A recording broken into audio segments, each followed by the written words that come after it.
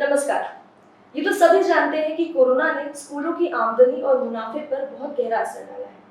इसका प्रभाव यहाँ तक पड़ा है कि अब स्कूलों को कटघरे में ले लिया गया है।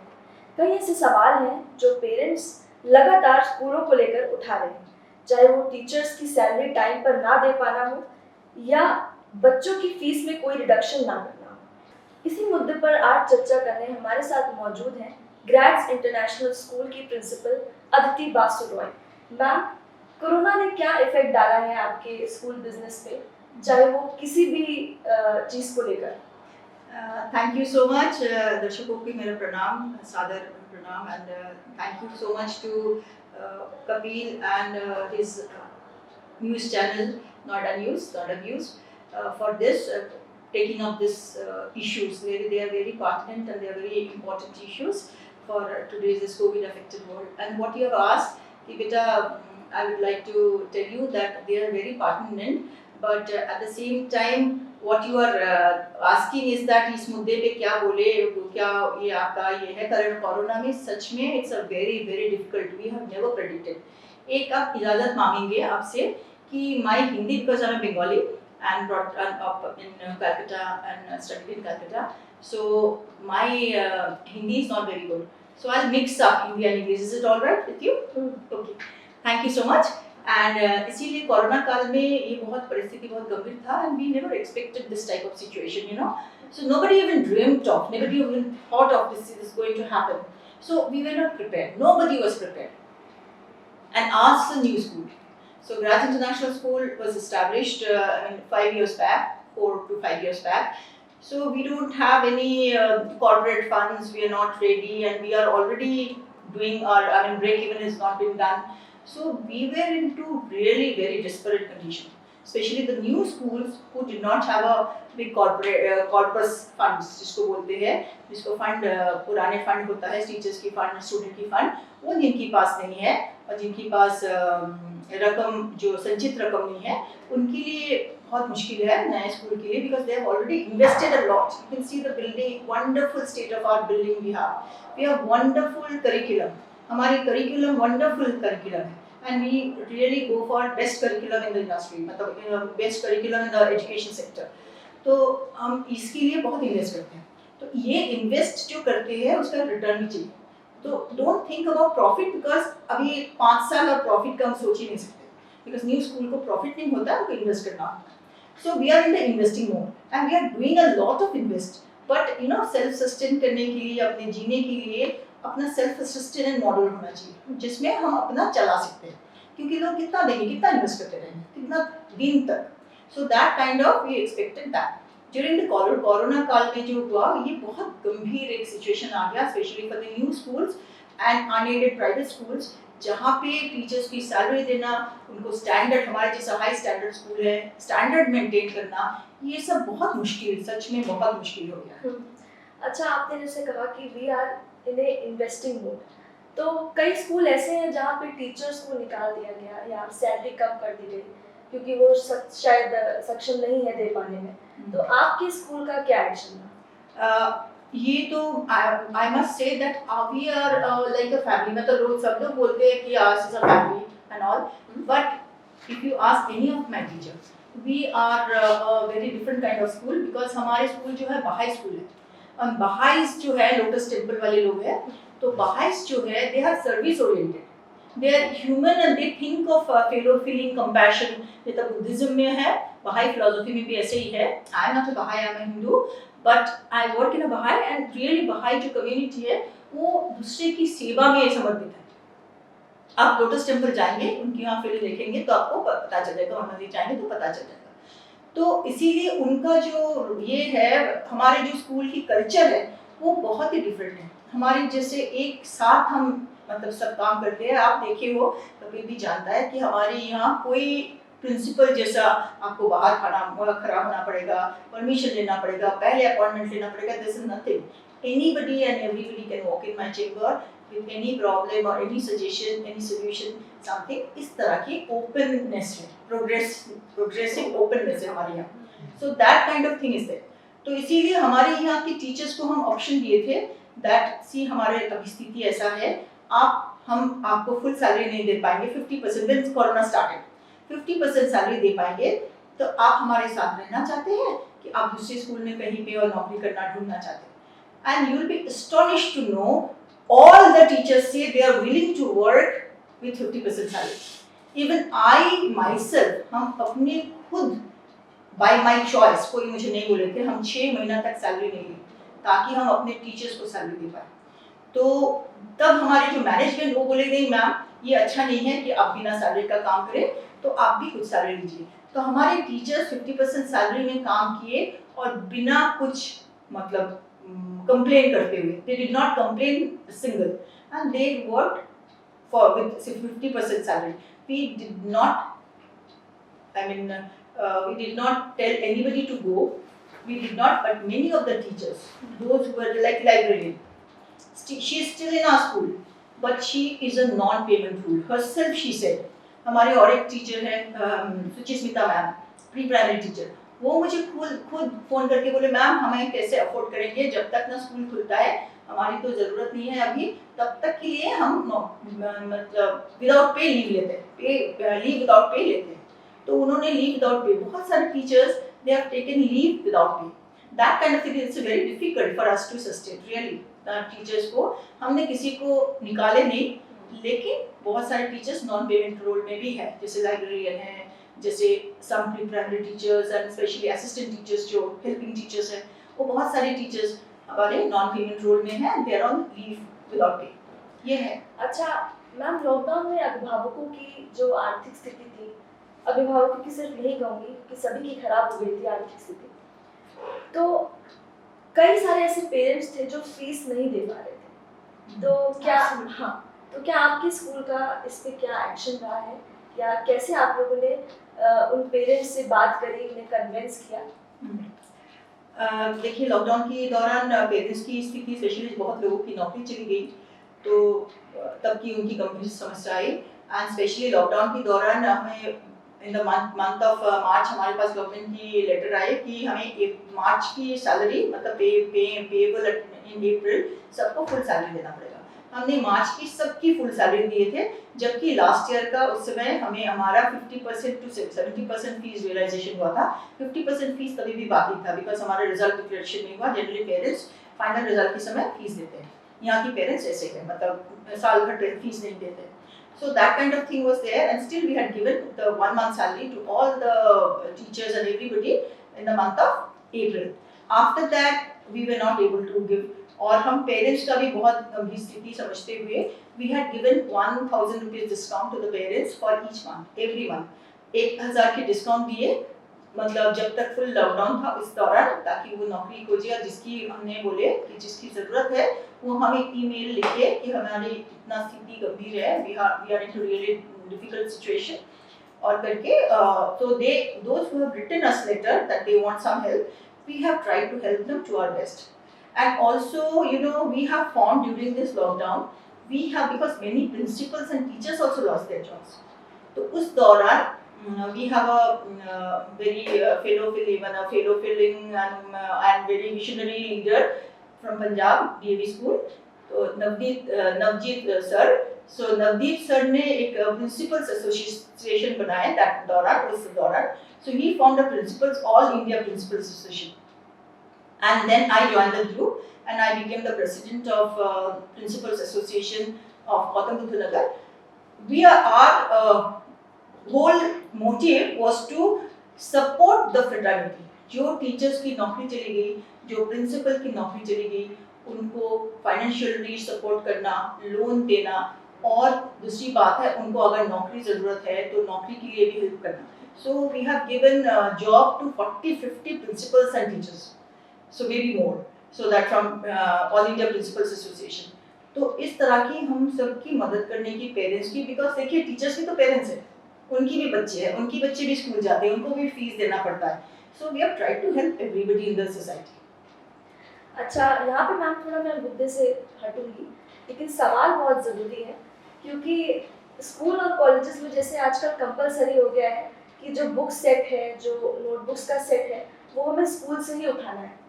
तो ऐसा क्यों? मतलब जो सेट हमें बाहर कम में मिलता है, वही सेट हमें डबल द रेट मिलता है स्कूलों में। तो ऐसा ऐसा क्यों है? ये मैं ऑलराउंड स्कूल्स की बात कर रही हूँ, जो सभी स्कूल हैं इंडिया में जहाँ पर ये चीज़ लागू हुई है, ऐसा क्यों है? देखिए, इसके लिए चर्चा it was started in 2017-18. If you know that CBSE had also given us in 2018, I was a principal of different school, then Sadar Patel School, I was principal. उस समय हमारे पास हमारे नोटिस आया था कि schools are not supposed to sell textbook and schools are supposed to, there are a lot of, मतलब बहुत सारा ऐसे मुद्दा आया था, CBSE से आया था, गवर्नमेंट से आया था, and that was also challenged in High Court, that was a challenge in Supreme Court. तो ये मुद्दा आज की नहीं है, 5-7 साल से चल रहा है.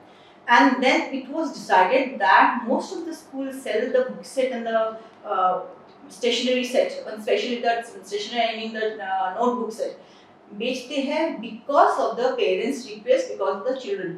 Because बहुत सारे parents working जहाँ पे है, जहाँ पे स्कूल कहाँ पे ये फैसिलिटी है, most of the good schools जो वेल ऑफ स्कूल है, गुड स्कूल्स हैं जहाँ पे वेल ऑफ बच्चे पढ़ते हैं, because you will hardly find, I don't know, hardly government school में तो ऐसा फैसिलिटी नहीं है. सो जहाँ पे parents, both the parents are working, उनके लिए बुक खरीदने के लिए एक बुक आज मिलेगा, कल नहीं मिलेगा, परसों मतलब फिर जाओ, फिर कॉपी लेने जाओ, एवरी डे जाना आना is a lot of hassle उनके लिए. तो इसीलिए इसको ये करते हुए पेरेंट्स, मतलब ताकि उनको सफरिंग कम करने के लिए parents requested schools to go through. And you know that Supreme Court also given this verdict that schools can sell book set on a, that not as a school but as a business entity. अगर कोई business entity school में book set बेचना चाहते हैं parents की सुविधा थे और पेरेंट्स की सुविधा के लिए, तो वो कर सकते हैं, but they have to declare that as a business action or non this is actually, schools are all NGOs, you know, schools are all social work organizations. So इसकी से बाहर निकाल के कर सकते हैं. दैट वाज सुप्रीम कोर्ट और High Court ने दिए उसके बाद से. And nowhere it is a rule, no school can compel parents to buy books from school. हमारे स्कूल में कोई पेरेंट्स को कंपल्शन नहीं है कि हमारे यहाँ से ही बुक खरीदना पड़ेगा. स्पेशली 6 to 8, 6 to 9 की बुक्स जो है वो तो एनसीईआरटी बुक है, वो दुकान से खरीदे, ठीक है, तो वो जरूरी नहीं है जी हमारे यहाँ से खरीदे. And most of the school में ये जरूरी नहीं है, लेकिन हमारी जो पाठ्य पुस्तक, जैसे मानिए कि क्लास 5 में आप ऑक्सफोर्ड की इंग्लिश बुक लगाएं, because that's a very good English book, तो आप बाहर से वो ऑक्सफोर्ड का लेना पड़ेगा. आप बाहर से दूसरे बुक लेके आएंगे तो पढ़ाई कैसे होगा? You know, different people have different text book, तो how can we teach? So one text book should be there and they can buy from outside, there is no problem. जैसे मैम, आई एम एग्जांपल, मेरे घर पे कई सारे ऐसे example हैं कि 10th 12th या उसके बाद जो हायर स्टैंडर्ड्स की पढ़ाइयाँ होती हैं, तो हम नई बुक्स ना खरीद के सेकंड हैंड बुक्स ले लें. Very good idea, recycle. Yes, recycle and reuse is very good idea, it's very wonderful. तो लेकिन कई जगह ऐसी होता है कि मैटर सेम नहीं है, हमें नई बुक्स, टेक्स्ट बुक्स चाहिए, तो आपका क्या टेक है इसमें? No, see that from class 9 onward, 9, 10, 11, 12, I always, even in my schools, those who are senior brothers sisters, I tell them that why don't you use your brother sisters book? Our school is some school which are very pro social work, so we always cater and foster that this need that students should reuse and recycle. We recycle everything, we reuse everything. Even being a good school, international school, we all do it. और हम बच्चों को सिखाते हैं recycle, reuse, recycle, reduce, ये तीनों चीज हमारा एकदम बिल्कुल कोर वैल्यू. तो बच्चे हमारे स्कूल में तो भाई बहन की, बड़े भाई बहन की बुक्स यूज करते हैं, लेकिन मानिए 10 साल पहले भाई बहन पास आउट है, उनकी 10 साल पुराना बुक अगर यूज करना चाहते हैं तो things have change, how can, that is a different book, आप कैसे यूज करेंगे? तो हम कहते हैं कि आप पुराना बुक यूज कर सकते हो, मतलब they should match with the current book. तो इस तरह एनसीईआरटी बुक तो जरूरत है नहीं है खरीदने का, अभी आपको तो डाउनलोड करके भी मिलता है. So get it print out और सॉफ्ट कॉपी से पढ़िए. And we have given NCERT book soft copy सब बच्चों को दिए हैं जो अभी कोरोना में खरीद नहीं पाए NCERT books. 9 onward, 9 in fact 6 onward सब बच्चों को, हमारे एनसीईआरटी बुक ही मोस्टली चलता है 6 onward, तो हम सब बच्चों को मतलब जो सॉफ्ट कॉपी बुक का डाउनलोड करके दिए सारे टीचर्स कि आपको बुक खरीदने की जरूरत नहीं है, आप सॉफ्ट कॉपी से पढ़ो. सो दैट काइंड ऑफ थिंग्स. अच्छा, एक सवाल जल्दी से थोड़ा ब्रीफ में कि जो वर्किंग आवर्स है टीचर्स के, because my mother is also a teacher, तो मैं घर पे देखती हूँ आंखों से कि वर्किंग आवर्स जो टीचर्स के हैं वो फिक्स नहीं है. लाइक जब ऑफलाइन जाते थे टीचर्स तो ये था कि एक फिक्स ड्यूरेशन के लिए स्कूल जाना है, घर आ जाना है, लेकिन अब ऐसा नहीं है, कभी भी मीटिंग, वेबिनार, सेमिनार्स कभी भी हो सकते हैं, ऐसा क्यों? Because you know that online mode has made a 24 hours job. If you remember, but because we are in a multinational or model, that BPO model you can see. So business process outsourcing जहाँ पे होता था, they used to work for 24 hours. These companies are working, and also this multinational companies, private companies, they work for 24 hours. उनकी कोई ऐसे working hours आ रही है अपने foreign place का आप देखेंगे, ऐसा नहीं है. So now the schools have become under that because we are completely online. Online में आपका जैसे है, we have to have meeting online. तो आप अगर बच्चों का जो स्कूल टाइम है, तो हम लोग यूज्ड टू स्टे बैक. पहले कैसे मीटिंग होता था? तो हमारा 2 दिन सैटरडे एंड ट्यूसडे हमारा मीटिंग होता था, ब्रेनस्टॉर्मिंग सेशन होता था, सर्कुलर टाइम होता था. तो वो हमारे हफ्ता में 2 दिन टीचर्स. बट अभी की जो है वो टीचर्स तो रुक नहीं सकते हैं. तो आप टीचर्स अगर चाहते हैं 2 बजे के बाद वो खाना खा के फिर उसके बाद मीटिंग करेंगे, तो ये तो फ्लेक्सिबिलिटी है. तो मुझे नहीं लगता है कि ऐसा होना चाहिए कि टीचर्स पर टॉर्चर करे. कोई स्कूल ऐसे टीचर्स पे टॉर्चर करे और उनकी आज डेमोक्रेटिक स्कूल टीचर्स को पूछा जाता है कि आप किस समय मीटिंग चाहते हैं आफ्टर स्कूल. बिकॉज 2 दिन हफ्ते में तो हमारा स्टे बैक था, 1 घंटा करके टीचर्स रुकते थे. तो अभी आप वो टीचर नहीं चाहते, बोले नहीं मैम खाना वाना खा के शाम को मीटिंग करेंगे. Well and good, तब कर सकते हैं. So that kind of flexibility is there. But if any school is like trespassing their private like time and all, and that's not even I don't support that. कि teachers का अपना है. Ma'am कहने का तात्पर्य यही है कि ऑनलाइन जॉब ज्यादा टफ हो गई है मुकाबले absolutely, है ना.